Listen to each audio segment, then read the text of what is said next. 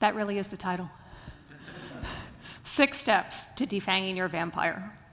For the last 7 years, I have taught a class here at the University of Delaware called Vampire Culture, What's Really at Stake? And see, I often imagine the reaction of my parents, of my students' parents to this. I can't help but think of them seeing that and saying something like, I pay good money to that school for your education, and this is what they're teaching you. Vampires. Why vampires? There are a lot of reasons why vampires, actually, but the main one is this. Vampires are real. When I say that, understand that I'm not talking about the tall, dark, and undead with a cape and fangs. I'm talking about those people, places, and things in your life that just suck. Because that's what vampires do, right? The bad ones, and those are the ones that we want to defang. Bad vampires suck, literally. They drink blood. But that is not all they do. Let us consider, for example, Dracula. If you've seen any of the movies, then you know he can become a bat. But if you've read Bram Stoker's novel, then you know he can also become a wolf, which makes him a predator. And he is described as a filthy leech, which makes him a parasite. Jonathan, the visitor to Transylvania, calls him this when he finds Dracula lying in a coffin, engorged with blood.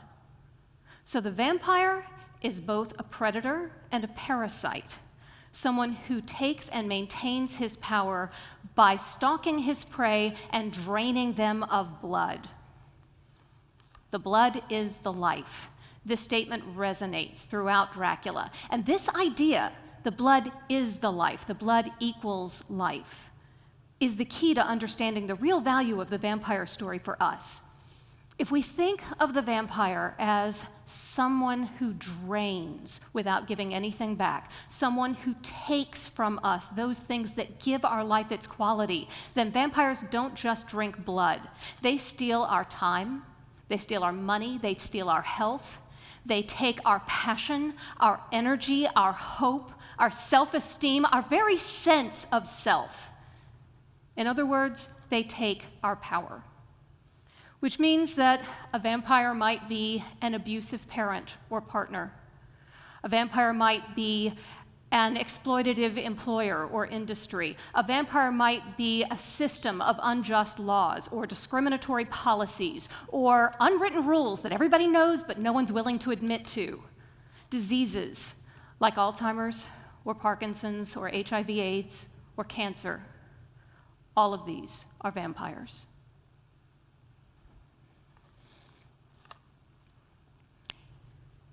We can't necessarily slay vampires like this, but if we learn to recognize them, we can defang them, by which I mean we can take our power back, we can get our lives back, and that is the reason that vampires are worthy of study.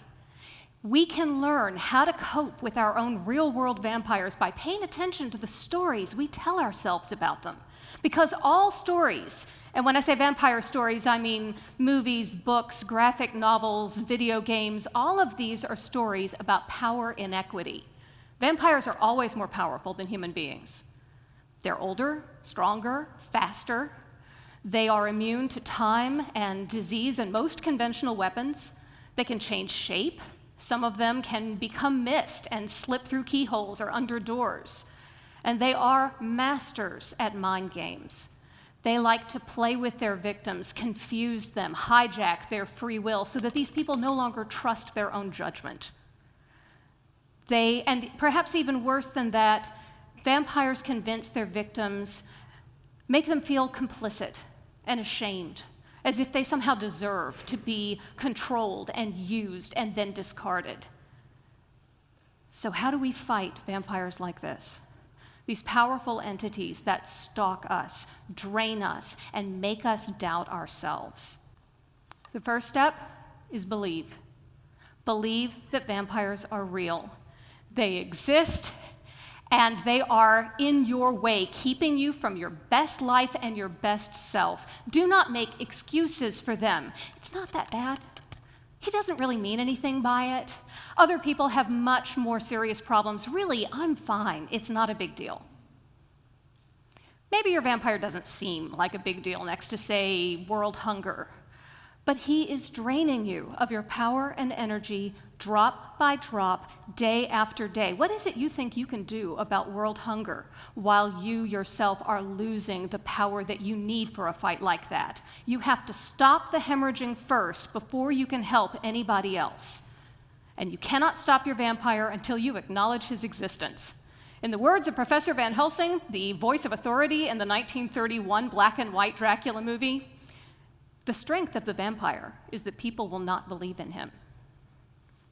Now, before I go on, I just want to say something about these steps. They don't necessarily have to come in chronological order. And in fact, you may not need all of them. It can be enough simply to reframe a problem as a vampire. For example, years ago, my husband and I learned it's a mistake to answer the phone during dinner. It is almost never anybody we want to talk to. It is almost always somebody who wants to take our time and sell us something we do not want. So that now my husband says, as soon as the phone rings, he says, "Don't answer it, you know it's vampires." Right? If we don't open the door, then they can't come in. It's as simple as that. So sometimes all you need is a quick reframe. Other problems, though, are serious, and they are going to need all the steps. So let's go on to step number 2, stake your claim. Pun very much intended, right? It is important that you identify who or what is draining you. This is an important moment, the claim, in all vampire narratives. Think, for example, of that moment in Dracula when Jonathan is encountering the trio of vampire women, and one of them has her teeth just against his neck. She is just about to sink her teeth in, and suddenly Dracula appears, and he hurls the blonde vampire away from Jonathan and says, "How dare you touch him, any of you? How dare you cast eyes on him when I had forbidden it? This man belongs to me." Well, that's a claim. Some of you, maybe you're not familiar with Dracula, so perhaps you are fans of the HBO series True Blood? Some of you, yes, okay. So you may recall a similar scene in which vampire Bill Compton is defending the heroine against less friendly vampires by growling, "Sookie is mine," right? We're used to seeing vampires claim their victims, right? This is territorial behavior. This is what we expect of a predator. But we can take a lesson from Charlaine Harris's Dead Until Dark, which is the first in the Sookie Stackhouse series that inspired True Blood. From the very beginning of this series, Sookie claims her vampire. When Bill walks into that bar where Sookie is working, she immediately decides that he is her vampire, says it on page 1. She hasn't even talked with him yet. He is the first vampire she's ever met, so he is her first, right? He sits at one of her tables, so he's her customer.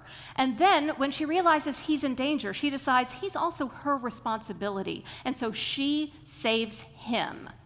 From the very opening of this series, Sookie flips that dominant narrative and asserts her power. The cute blonde girl is not going to be the victim of this story. She is nobody's meal for the night. She is not Bill's pet human. He is her vampire. We can flip our narratives too. Naming and claiming your vampire makes you the hero, not the victim of your story. But that doesn't mean that you're going to do this alone.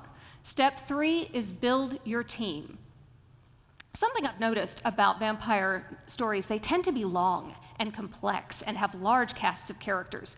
And I think one reason for that is that it takes a team to defeat a vampire. Buffy the Vampire Slayer has her Scooby Gang, right? Friends and classmates who give her all kinds of support. Van Helsing has the Crew of Light, which is scholar Christopher Kraft's wonderfully evocative term for Mina Harker, Jonathan Harker, Dr. Seward, and all the others who are opposing the forces of darkness. I think Stoker's novel is a really great example of how effective a good team can be. Because after all, Dracula's got to be one of the most powerful vampires I know of. He can change shape. He can travel in moonlight. He can control weather. And yet, the people who defeat him are just ordinary mortals. They're not slayers. They're not werewolves. They're not witches. They're not vengeance demons. They're ordinary human beings who band together and bring to this cause their Experience their skill and knowledge, their professional expertise, and their love for one another. Your team may be people who've identified the same vampire you have. You share a common enemy. Or it may be that your team are the people who support you as you fight your own vampire. These are the people you can count on to replenish whatever your vampire is taking away from you. And this is especially important if your vampire is internal. A fear of failure, fear of success, tendency to procrastinate. These are all pretty much the same thing, actually, right? So once you've got your team, then you want to take step 4, do your homework. It is not an accident that Van Helsing is a professor and Buffy's crew spends so much time in a library. It is important that you study not only your vampire, but also the strengths and resources of your team. Do not be too quick to dismiss those. Even something that you're thinking of as a weakness can actually be a strength. For example, Dracula bites Mina Harker and then forces her to drink from him, creating this psychic bond between them that he's going to use to try to control her. And in fact, she learns that he is using her to spy on the rest of the group. But she realizes this bond can actually be a two-way street, and so she's able to use that to spy on him. She was thinking about this forced intimacy with her vampire as something that tainted her. She thinks she is unclean. This is a violation. But she learns to see this as data, as very valuable data. You have intimate knowledge of your vampire, whatever it is that's draining you. You are an expert on this vampire. What are his vulnerabilities? Nobody knows your vampire better than you do. What are his weak points? How might you use those? And while we're thinking about weak points, step 5, cue the sun. Whether it causes vampires to burst into flame or just sparkle, like in Twilight, the sunlight is your best weapon for revealing the vampire's true nature. Maybe you're in a position to rip the curtains down, drag your vampire out into the sunlight, expose him to the world. Maybe you want to be a little more strategic about this. Maybe you just want to hit your vampire with these narrow beams of light using surgical precision, talking to only a few people, maybe a doctor or your therapist or the members of your team.